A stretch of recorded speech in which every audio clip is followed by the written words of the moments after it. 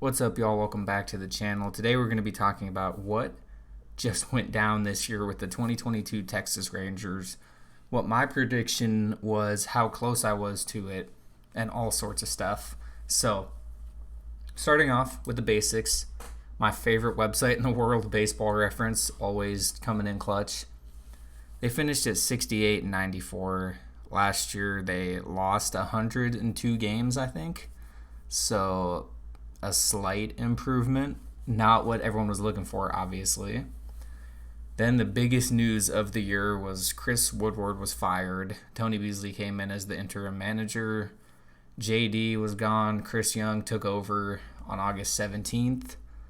And everything else is basically the same. But some of the big numbers for the year, they were about middle of the road on attendance, which is kind of surprising. But there were a couple games that I think did carry them. Obviously, the Yankee series at the end. Everyone wanted to see Aaron Judge hit that 62nd home run.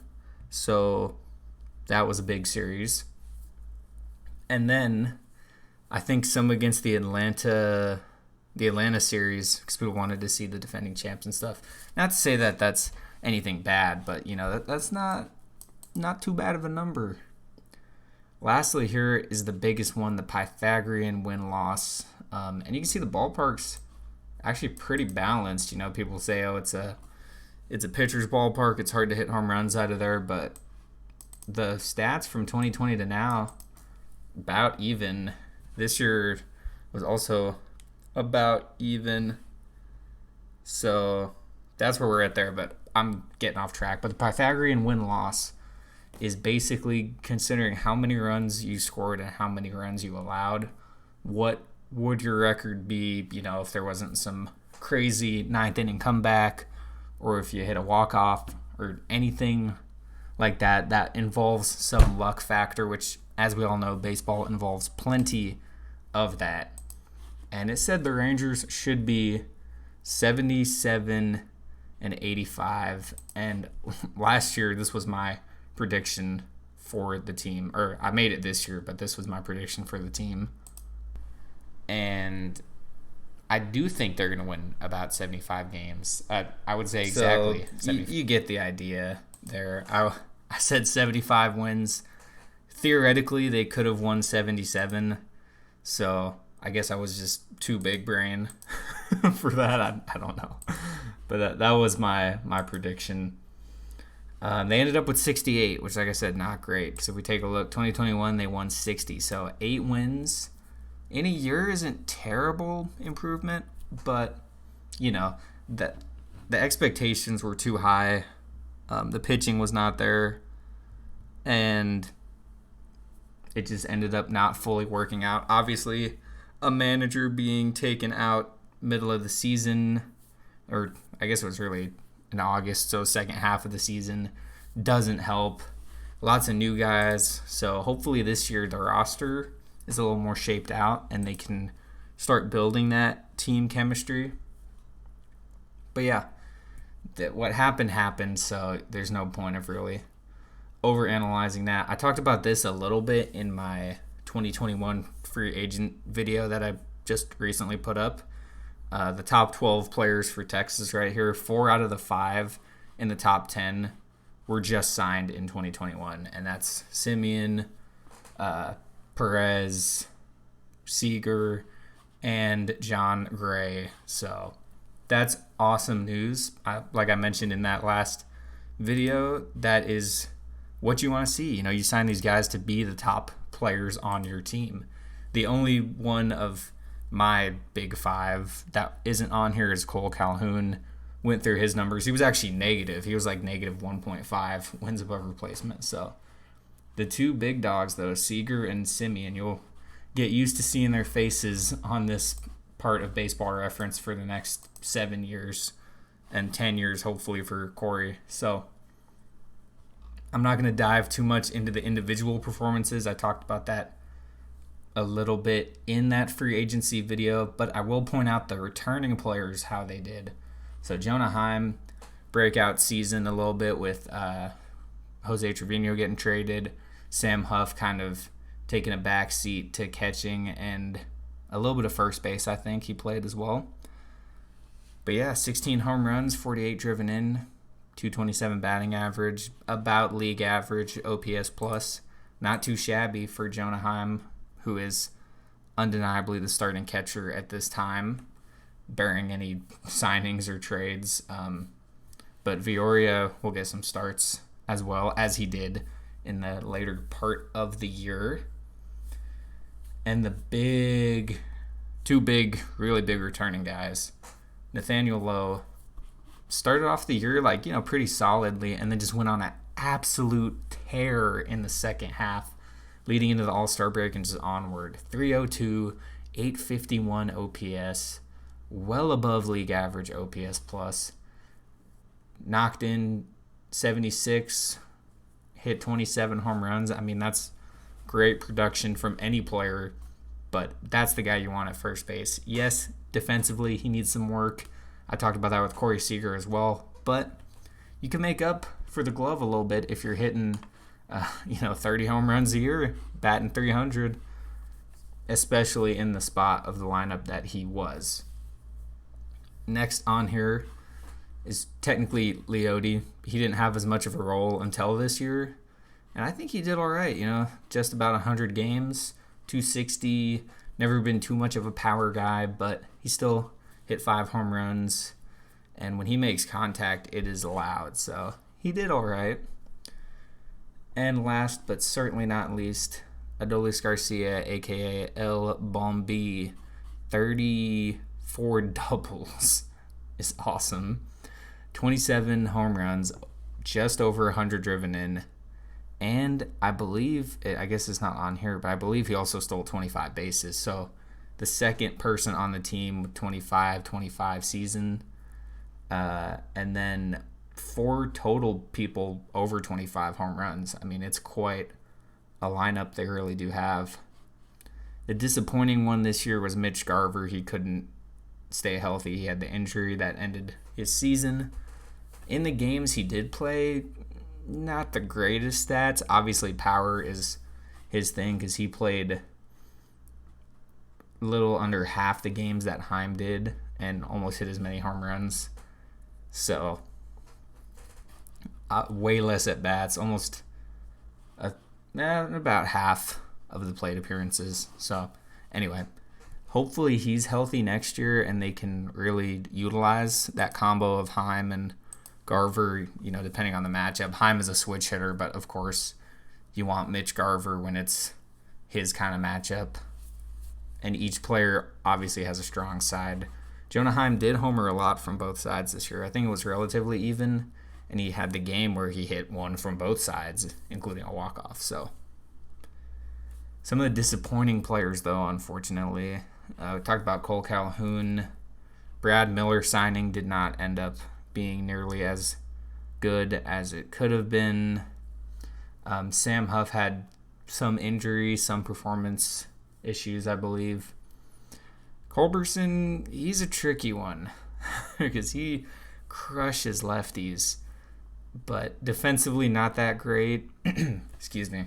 And he's really a platoon option. Similarly with Eli White, he's got awesome defense, and he had some moments, Josh Young finally called up, got his first experience. He'll still be rookie status next year, so he can make a full season attempt at Rookie of the Year. Started off well, not too great at the finish, but, he's just getting at bats in. Of course, Solak in a similar situation. Willie Calhoun got DFA'd, and we know how that ended, unfortunately.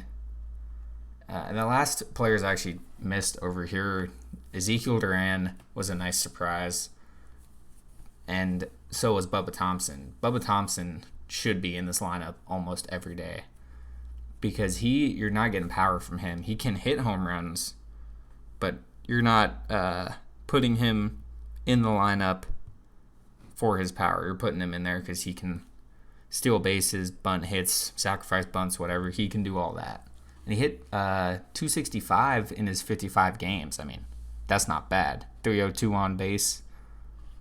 And He stole 18 bases in 55 games, you know. Struck out a handful of times, about average of once a game. But I got to see the math on 18 stolen bases in 55 games real quick. Is 53 pace for the whole season. So, crazy. But that's about all I really wanted to cover for the offense. They had ups and downs, but they need a lot of contact guys, because you can see if I sort by strikeouts here, obviously Garcia is always going to be a strikeout guy, and Lowe played almost every single game, so those are not bad. But considering some of these other metrics here, Seager and Simeon weren't too bad. It just feels like they're never putting the ball in play at the right time.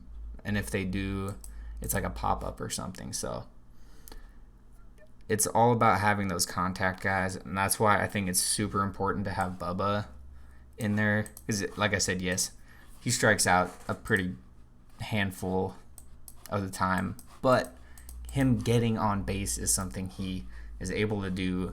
And once he's on base, he's a distraction to the pitcher. So that's really all I wanted to say for the offense. Now for the pitching, per usual with the franchise, is where things get messy.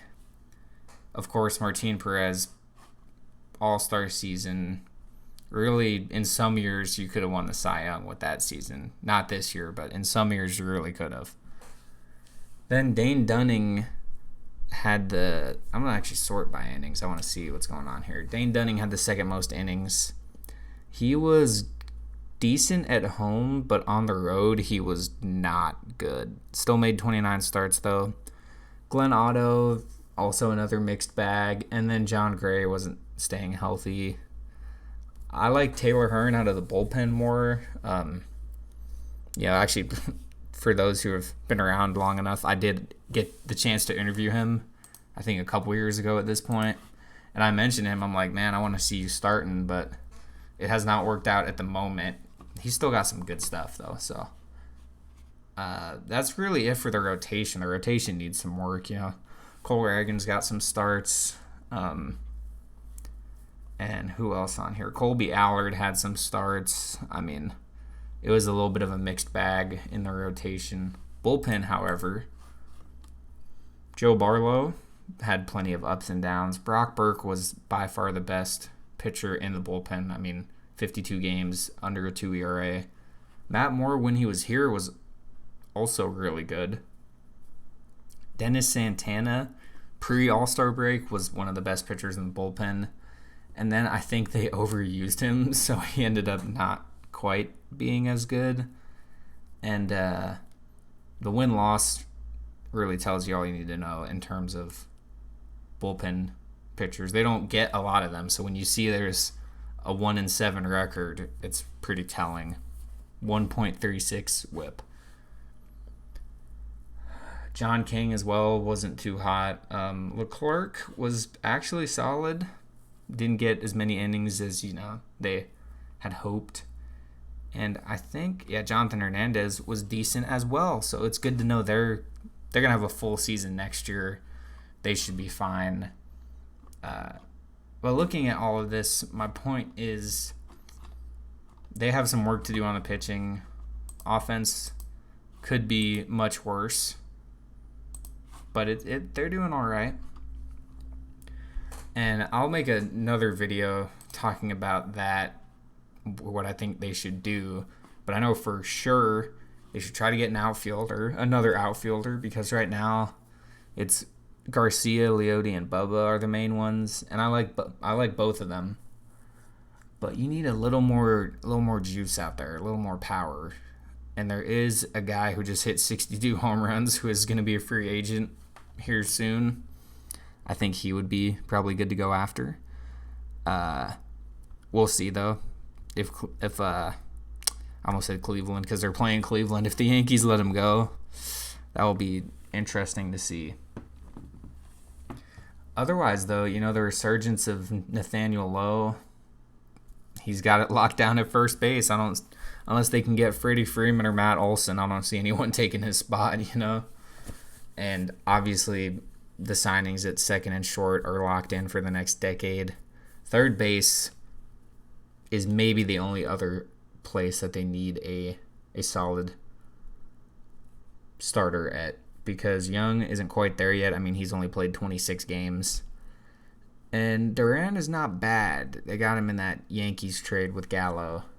But they have not had, and I've said this again and again, they have not had a solid third baseman since Adrian Beltre retired. And I knew that was going to happen. Not to the fault of anyone, but you have someone like Adrian Beltre at third base for 7 years. You kind of get spoiled, You're like, oh, man, we don't ever need anyone else there. He's got it down. So, short version without getting into specifics. Try to get an outfielder, maybe scout out who's available at third base and have Duran and Young platoon, depending on how spring training goes too. And that's about it for the offense, I think. Then in terms of pitching, I always say it, but they can't get enough of it. Obviously, you need another starter because they were really operating on like a 4-man rotation the last couple months. It was not good. Perez should be re-signed. John Gray, obviously, here until 2025. So those two are locks. I can't see Jack Leiter being up at spring training, maybe by the All-Star break, depending on how he starts. Kumar Rocker, similarly, might not even be here till 2024. Although he went through college and he played in the independent ball to get drafted again. So maybe he's a bit ahead on the development. I don't know. He's been doing all right in fall league from what I understand. But at the very least, you have Perez and Gray. I believe some free agents out there are going to be Kershaw, Carlos Rodon. He would be really nice to sign. There were a couple other ones either, but I'm not going to get into the specifics. Like I said, that's for a different video. So they just need to get like 2 more solid starting pitchers. So then you can have Perez, Gray, whoever you sign in free agency. And then in the 5th spot, you can kind of experiment with Dunning, Otto, even Hearn. See who fits that 5th spot. If they call up Owen White, that makes things different too. I don't know what their plans are in those positions, but that's what I think they need to do going forward. And obviously the bullpen, sign as many people as you can to that bullpen. But that's really about it for this video. I got a little bit rambly, as I tend to. However, the synopsis here is they did improve from 2021. Not that that's saying a lot. They did have some great players, Corey Seager, Marcus Semien, etc. What they need to do going forward is bolster the lineup a little bit, get some starting pitching, and as always, add some bullpen guys. It sounds really basic, but they really do need to just try those things, and we'll see what happens in 2023. I think finally maybe we can have some playoffs in Arlington again. It's been since 2016, and we don't talk about that year. So based on the current playoffs, I'm recording this on the day that Phillies beat Atlanta, and then the Astros game is scoreless at the time of recording in extras. It seems the strategy is like get third place, make the wild card, and just run through the whole bracket. So sounds like a good plan to me. I say we do it next year, but let me know what y'all think, how you feel about how they did. I know a lot of people are disappointed, but you just kind of have to step back and realize, okay, they lost 100 games last year. They're not far removed from being in the playoffs in terms of baseball. 6 years out of the 50 years that they've existed, that's been the gap that they haven't been in the playoffs. And with the ownership changes, Chris Young stepping up, changing managers, it seems like they're ready to turn over a new leaf, as they say, for the franchise. So we'll see. Appreciate y'all watching, and I'll talk to y'all later.